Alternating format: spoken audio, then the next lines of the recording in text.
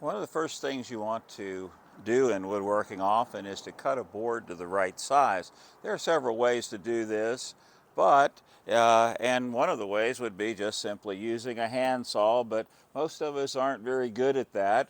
But we would first have to make a mark on the board.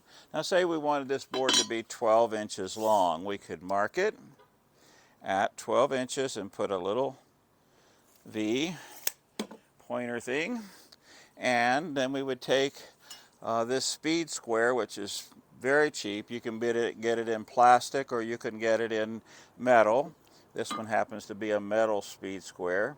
And then you put it on the mark and you mark it. Now, again, you could use this handsaw, and if you were skilled in that way, you'd want to hold your piece with clamps and simply take your saw, line it up, and be sure you cut immediately directly on the line. And you got to remember, well, which side of the line am I keeping? Well, my board is 12 inches, so I'm going to keep that side. I would simply go like that and and I could saw right through that way. Another way would be with a skill saw or a circular saw. And so we still want to hold the piece in place. We would take the saw, line up the blade with it, and start cutting, like so. But if you're shaky like me, I'm getting old, you might want to try another method, which would be to use your speed square as a straight edge to run your saw along. So we would take, and I know that the distance from here to here is 4 inches. So instead of 12 inches, I would take off 8, or take off 4 and come up with 8. And that would be where I would put my speed square in order to hold it in such a way that I could saw this board with that, using that speed square as a guide for my saw. So I put it right on the 8 inches and use my clamp to hold it down, and that also is holding the board. And then we would come with, Wait! okay. Safety. First thing in your working with wood is safety, and sound protection is very important. I've worked many years in construction, and my hearing isn't as good as it used to be. So we put on the safety goggles, the safety ear protection, and we simply run the saw across the speed square and use that to get our perfectly straight line.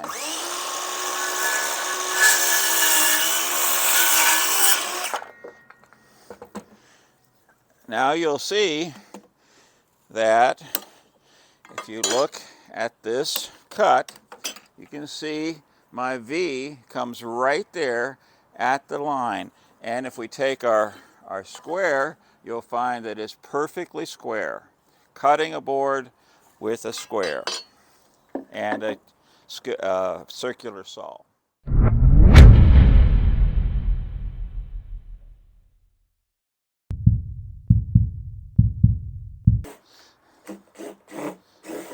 Stephen, what did you do to my drill?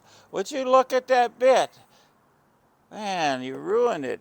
I was just trying to screw this thing up. You did. You What? did.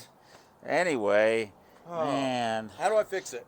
Well, I want that thing out of there. I don't want that in that board. One way to do it is with a new head, of course, and a piece of duct tape. So we take the drill and we put this over the hole, and that gives it something to hold on to. You get it in the screw and reverse it, and it comes right out. There you go. That works. Well, thanks, Dad. You're welcome. Now, who's going to pay for this bit? Okay, they're like 25 cents. Come on. Okay, well, whatever.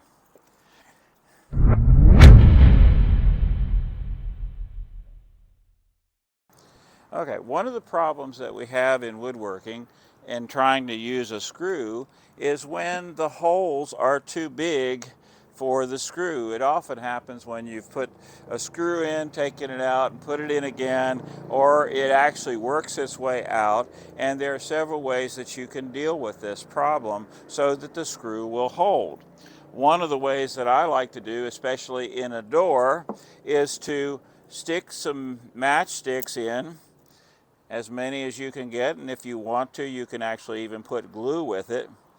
And you take the screw and put it in the hole, and it will drive, if I don't kill myself here, and hold. So there you have a screw that's basically in there with in that way. One other way you can do this is to use these anchors, and they work good for inside walls, but they also work well for a hole that is too big. You push it in, and then you can put your screw in, and it will spread in a way that will hold the screw. And so there you have your second method. This is an unorthodox method, but if you want to, if you happen to have some of these things around, which I haven't used so long I can't even open it, but you can possibly stick one of these in a really large hole, and then go ahead and run your screw into that.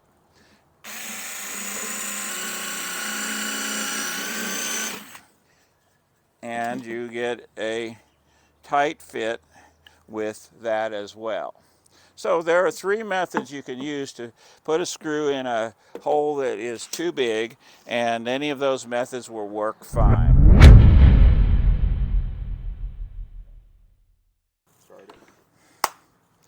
Okay, one of the things that you'll want to do is to fasten two boards together. As you can see, that's an easy thing to do. You just simply run your screw right through the board into the other piece of wood. But if you happen to be on a piece of concrete, that makes it awfully hard. You can't really come from the bottom, but you can do a diagonal for a screw. Now what you do for that is you'll want to start your drill bit a little bit like this, and then turn it up, and that gives you a diagonal hole. And see, you can do that here. You can actually do it on the front or back also if there isn't room. What that does is that gives you a starter so that the screw can go in diagonally.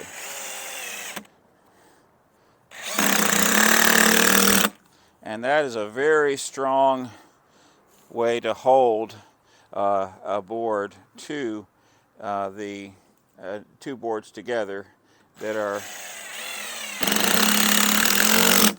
and as you can see, that's going to be there till the cows come home, as my daddy might have said. Anyway.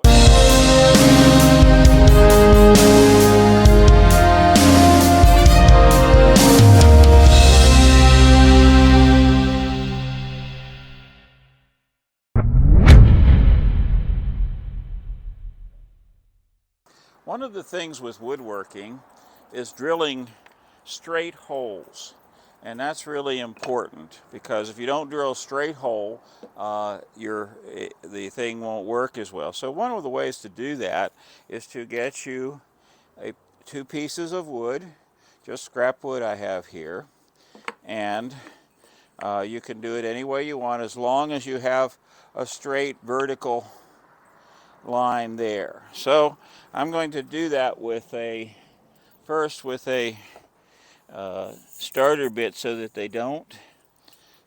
you don't split the wood, because whenever you're working with wood you got to be careful that you don't split. So I'm going to just pick a drill bit. It isn't real critical, but one of the sizes of drill bits that I have that is approximate size of the screw.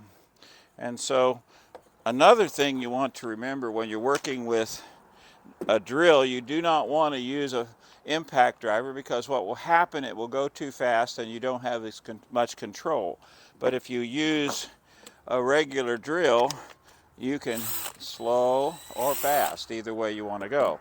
So what I'm going to do is first drill 2 holes in this piece of scrap wood I have, so that I can fasten it to my block here. And so we want to fasten it there, and so we'll turn it up like this and put 2 screws in it. Now for this, you can use a regular driver bit and it will work just fine, but you want to get something like, well, I thought I had the right bit. Switch over here, get my other bit, and away we go. Okay, so we're going to put this in just to hold this to this, hold these together. And they don't have to be very fancy at all, really, but you want to have it so that it is flat along an edge. And so we're going to put this one in here. Okay, so we have this contraption here, and it works real well for drilling. Say I want to drill a hole in this block of wood, and I want the hole to be straight. So what I would do is pick out a bit, have one right here, and switch my battery again. So I got my bit and my drill, and always you want to mark that hole. So say we want it at a certain point along this board, and we mark it here. That's the part we want, that's where we want the hole. So we set this right, put the drill bit in where the hole is going to be exactly, and then use this to straighten up, and that drills you a straight hole into the wood. And of course you can go deeper after you get started. Okay, another way to do this is to have this, it's called a drill block, and it has several sizes on it, and you can use it to start your hole to get a straight in hole if you need to do that. And so if we have the right size, we need to get a different size bit, but if we have a this says a 1/4 inch, so let's find a 1/4 inch bit. It should be that one right there. A 1/4 inch bit. Make sure it fits, and see, that is very tight in there. Just to interject. Oh, We well, are you and not your sponsored. We are not sponsored by Milescraft. But at any point you wish to sponsor us, we will take your money. Okay, he's always the person with the commercial attitude idea of it. So you put your screw right, your drill right in there, hold the block steady, and you can drill a very straight vertical hole that is the right side up. Now there's another thing about this, that it will work on corners or on pipes.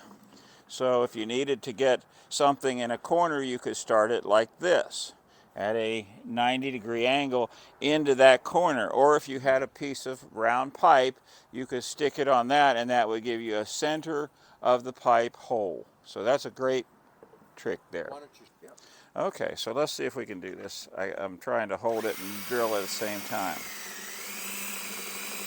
So now you have a hole right into the corner of that at an angle.